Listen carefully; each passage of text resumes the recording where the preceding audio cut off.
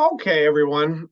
I'm making this last lecture video uh, quite a bit later in time than all the other ones, so I look a little different here on this one.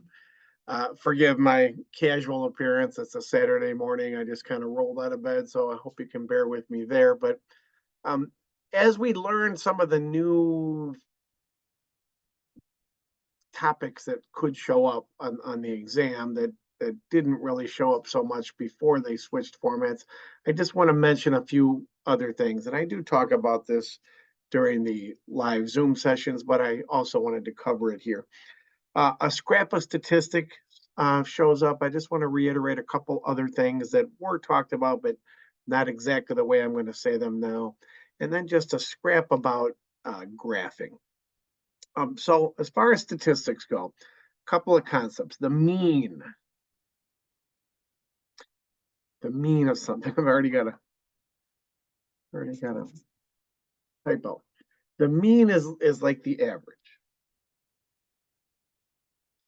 If I ask you to take the mean of a bunch of numbers, say maybe test scores or something, you got a 78, you got a 85, then you bombed one and you got a 60, and then you got a 99.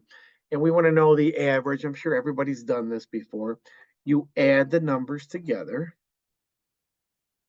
and then you divide by however many there are. So in this case, I've got this calculator handy, so there's really nothing to scare us away from this calculator. I had tried to use the basic calculator on many of the other problems, but bear with me again today with this one. And we divide by 4. So 80.5 is the average or the mean of that problem. So you might have a data set and need to find the mean, find the average. You might be asked for the median. Well, median, just think of it as the middle number, but you must arrange the numbers either in ascending or descending order. So if somebody just gives you some random numbers here, again, we could think of test scores again. We've got a 87 and we've got a 51 and we got a 99 and we got a 70 and we got a 62 and we got a 100. And we say, hey, what's the median score there? And let me sneak in one more over here. Let me put a 90 in here. I'll tell you why in a second. So we got all these scores. We have to list them in either smallest to largest or vice versa. So I'll just do it that way, smallest to largest. So I had a 51. Let's see if I can do this without messing it up here. 62, 70,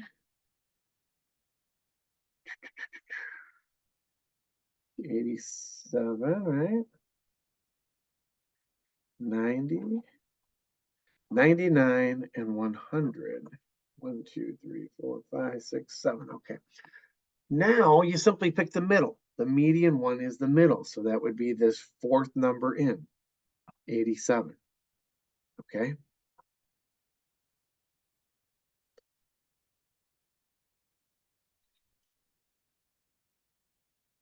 What if you don't have a middle, right? I mean, I've got 3 numbers, 1, 2, 3 above and 3 below. So I had a clear middle. What if there isn't that? So there's an odd number of scores here.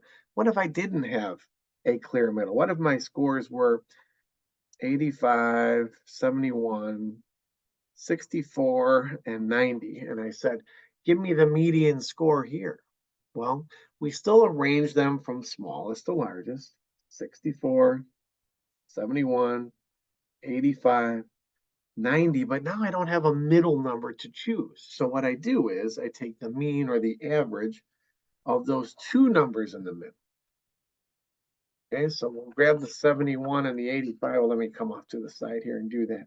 And we need to take a quick mean of those, a quick average of those. And that'll be my median. So 71 plus 85 gives me 156. And then I need to divide by 2. And I'm running off my page here. It's early. I'm messing up right and left here. 78. Okay, so there was no 78 as my actual score, but that is the median score. Okay.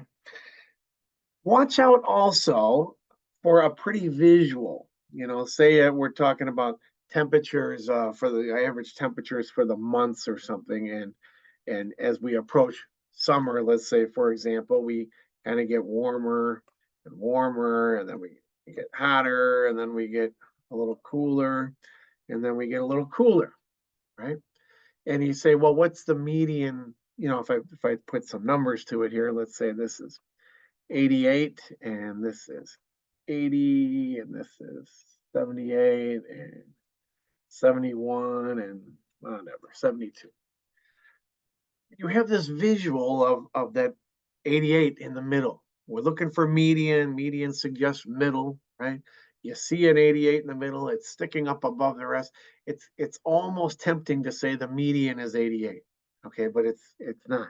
We have to arrange these in order. So 71, 72, 78, 80, 88. And the median is in the middle now, 78. Okay, so kind of watch out for, I won't call it trickery, but just sometimes the visual isn't exactly what you think it is. Mode might come up. I didn't specifically see it mentioned, but it's so easy, I'll mention it. Mode just means the most frequent. Okay, sometimes there's not a mode. You have some numbers here. You got a 5, a 7, a 5, a 6, an 8, and a 4.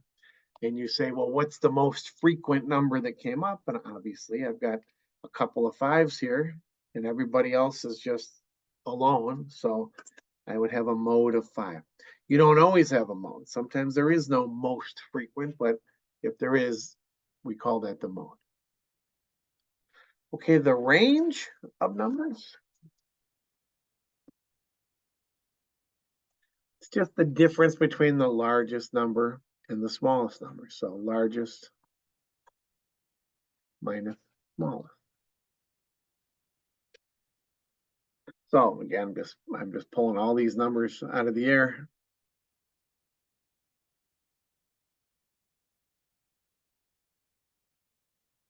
If I have this as my set of data and I want to know the range of this data, well, what's it going to be? My largest minus my smallest, 91 minus 18, 73. Okay. If I have a large range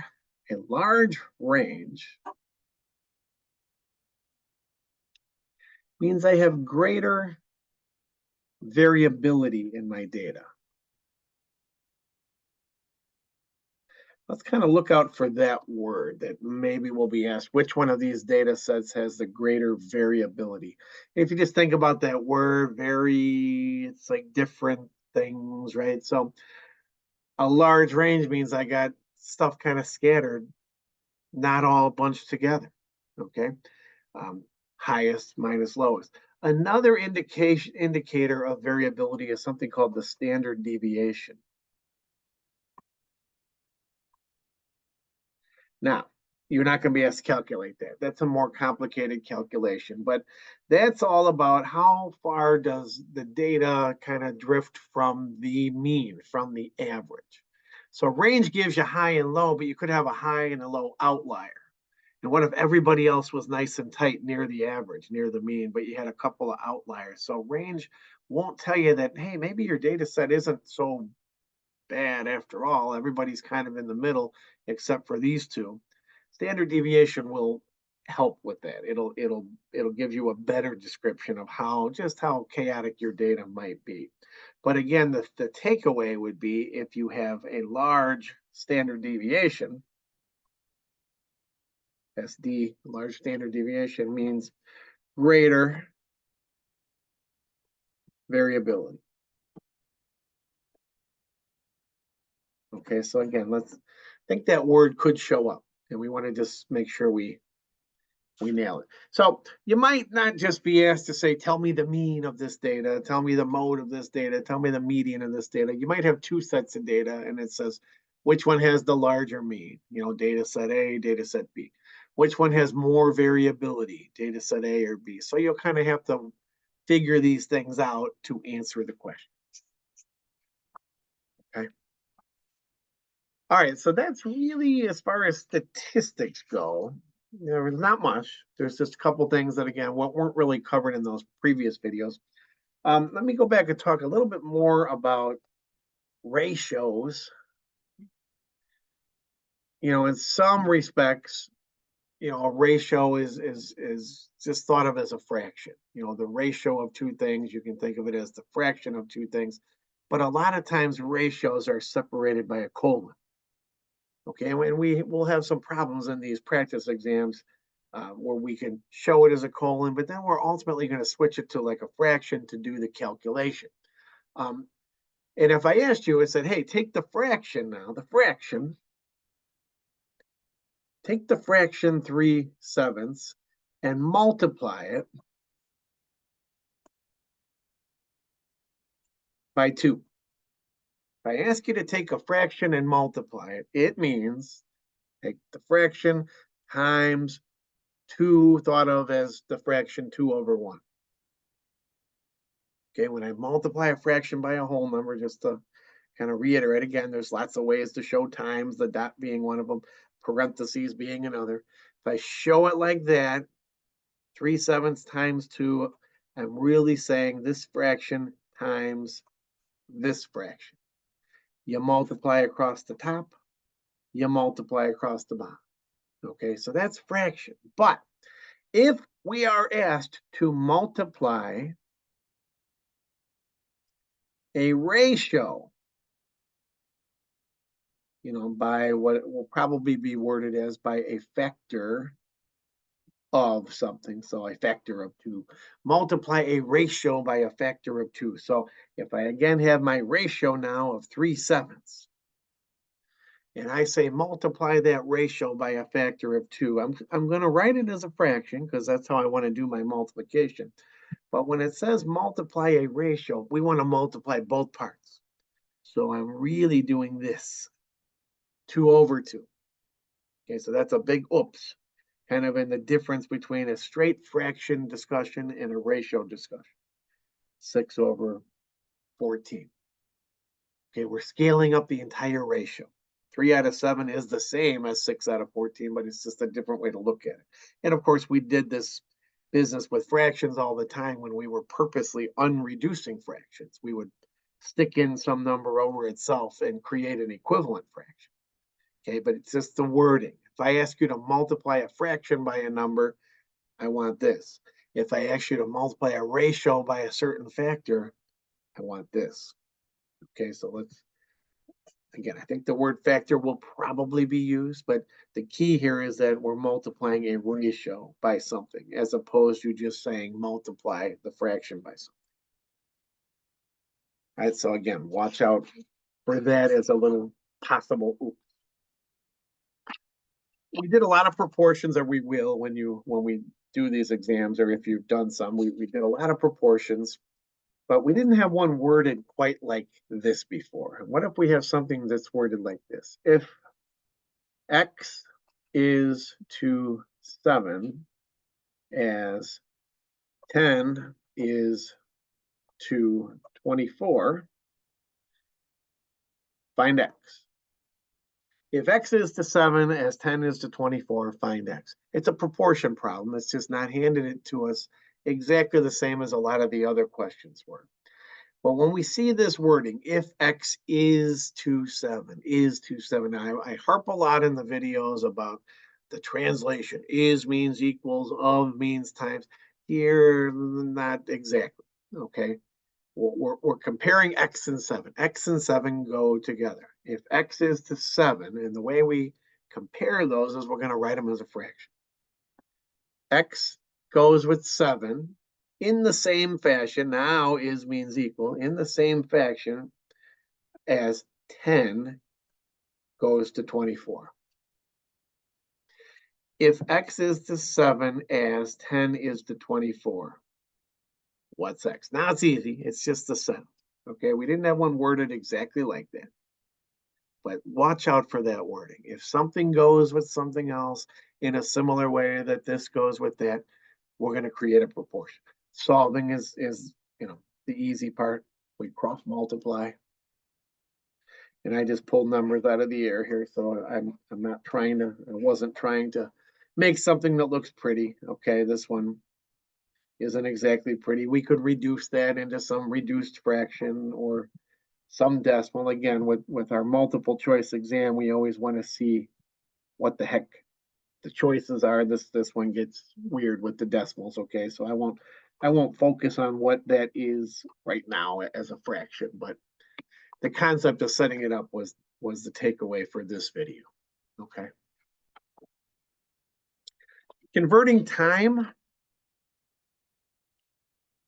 We counted around the clock on one of the examples, but let's make sure, and again, this is almost in the realm of just everyday common sense kind of thinking, but let's just be able to say, how many seconds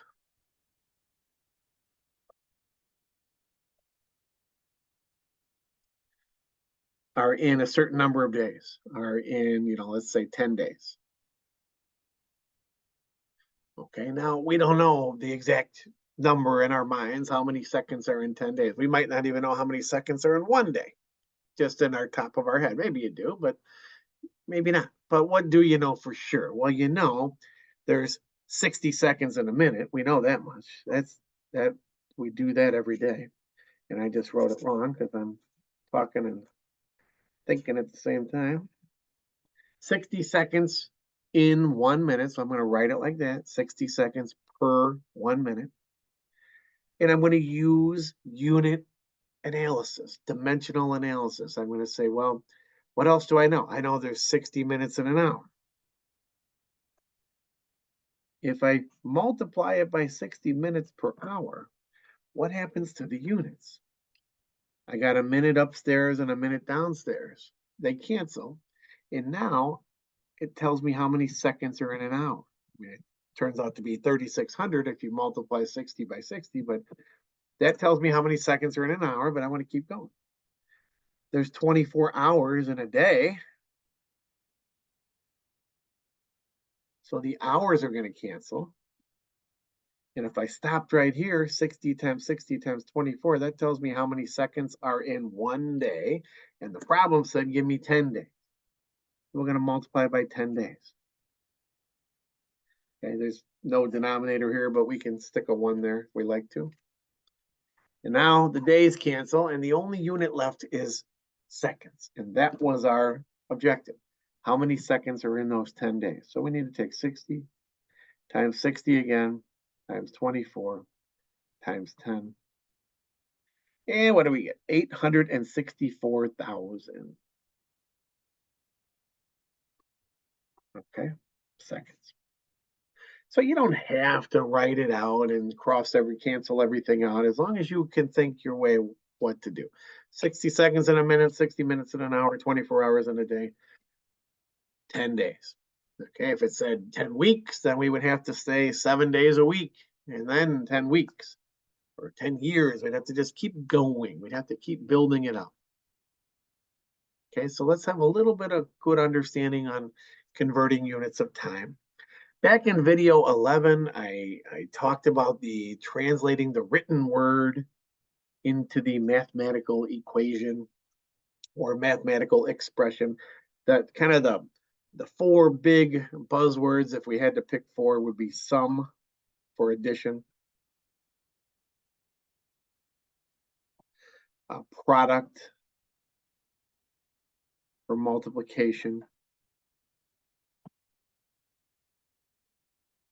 difference for subtraction,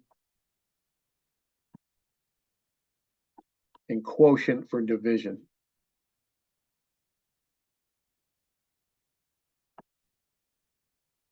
So if we see those words and we need to translate the written word into the mathematical expression, let's be able to do that. Again, I touch on this a little bit in video number 11. Just want to write it a couple more down that are just worded maybe slightly differently. How would I write this? The sum of twice a number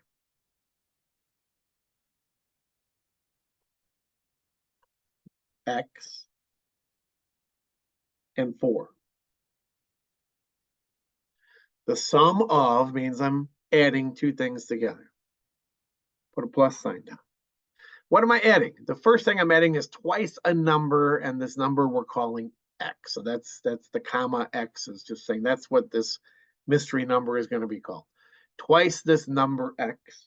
Twice x. Twice means two times, of course. Twice x and 4. And I'm summing those two things together. There you go. The sum of twice a number x and 4. How about the difference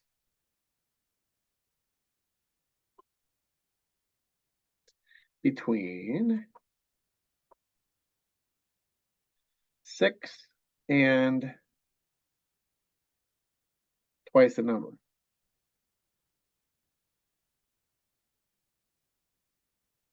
X. How would I write that? Well, the difference between means I'm subtracting this time. So I'm going to put a big old subtraction sign there. The difference between what? 6 and twice this mystery number x, 2x. Okay, so there won't be too many of these, maybe one, if any, but being able to translate that written word into the mathematical, in this case, expression. Expressions don't have equal signs. Okay, let me sneak a little more in here. Is 5. Now, is means equals 5. So now it became an equation.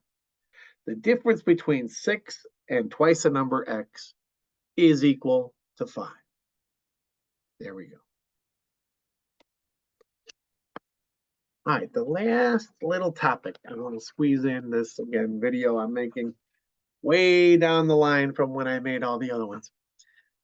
Talk about an equation of a line and the barest bones of terms and the graph of a line. I mean, we could spend weeks on the subject of equations and of lines. Okay, so we're just real brief. The most user-friendly form of the equation of a line is what's called the slope-intercept form, and you don't even need to know those words. But if you've studied this before, this is going to come back to haunt you real quick right now. Boom, y equals mx plus b. M is just some number, which it has a special name called the slope. B is some number, has a special name called the y-intercept. Otherwise, it's a relationship between x and y. Okay, and let me just put some real numbers in here. Y equals 2x plus 3. Okay, that's an xy relationship. For each x, there's a y that goes right along with it. And you might be asked to figure out, say, hey, here's this equation. What's the value of y when x is 4? So what is y?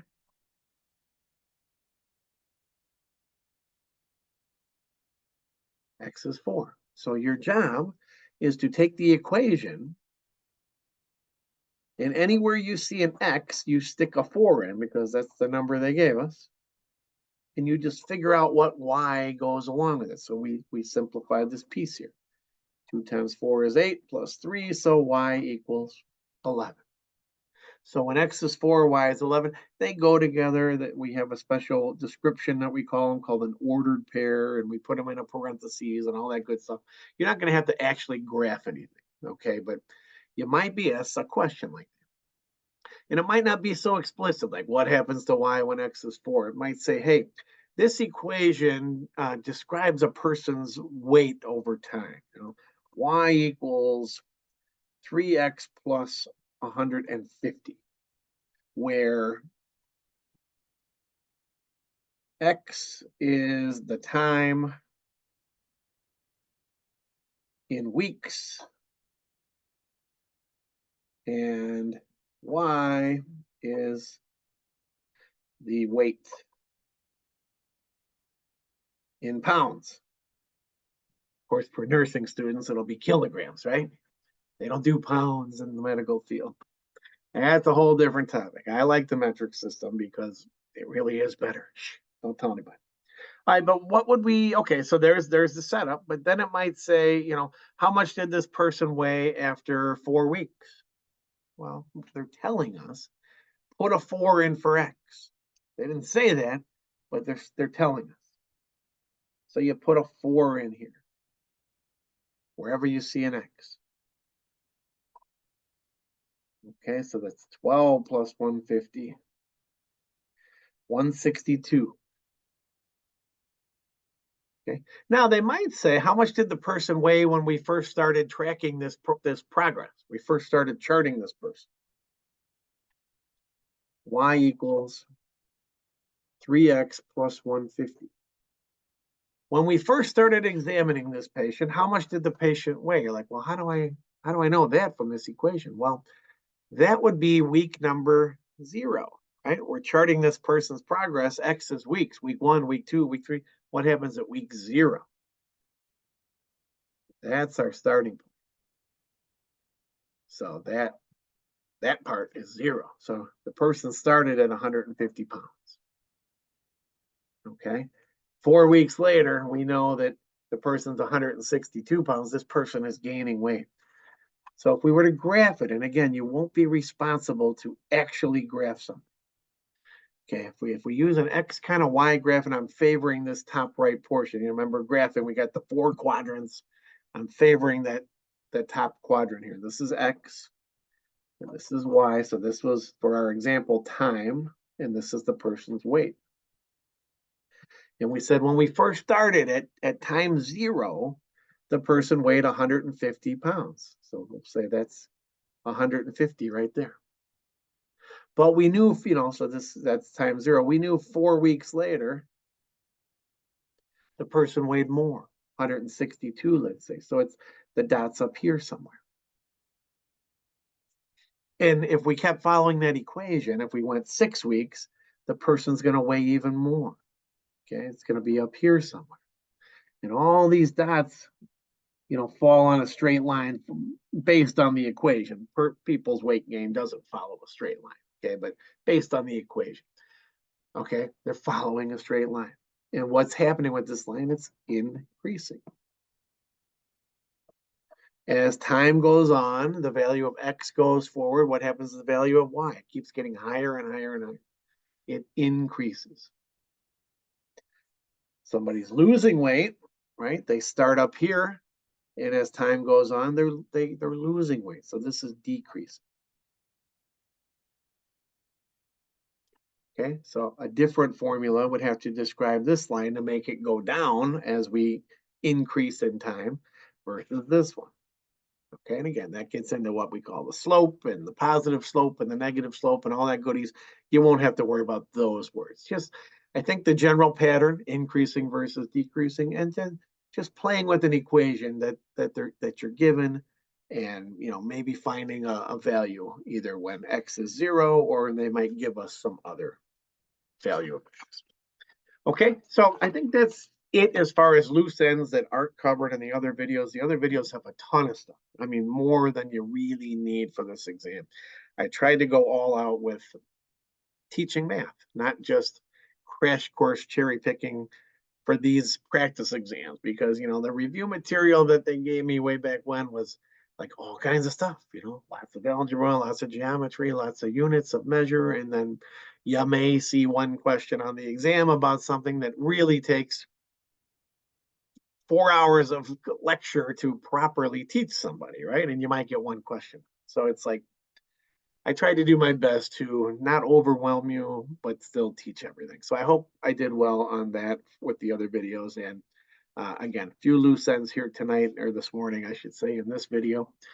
And that's it. I will end it instead of rambling any longer. Thank you for your attendance with everything and for attending the live Zoom meetings that I'm going to have. And good luck on the exam. Thanks so much.